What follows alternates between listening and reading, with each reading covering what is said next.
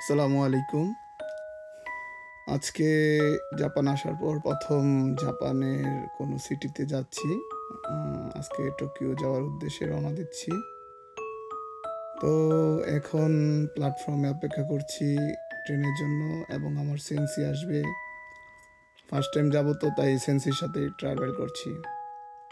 এখন ট্রেনের জন্য অপেক্ষা করছি কখন ট্রেন আসবে। এর ফাঁকে সেন্সি চলে আসলো। তার সাথে ট্রেনে উঠে কিছু স্মৃতি ধারণ করলাম, ছবি তুললাম। সেন্সি খুব ফ্রিলি। আমাদের ট্রেন এখন ছাড়বে, অপেক্ষায় আছি। কিছুক্ষণের মধ্যে আমাদের ট্রেন ছেড়ে দিবে। বসেও চুইংগাম চাবাচ্ছি আর অপেক্ষা করছি। এই তো আমাদের ট্রেন ছেড়ে দিয়েছে।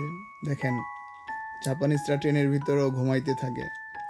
আসলে তারা কতটা কর্মঠ, কিছু করার নাই।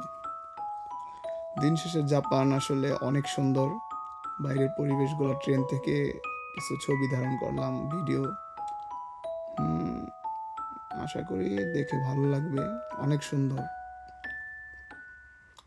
জাপান দেশটাই আসলে অনেক সুন্দর।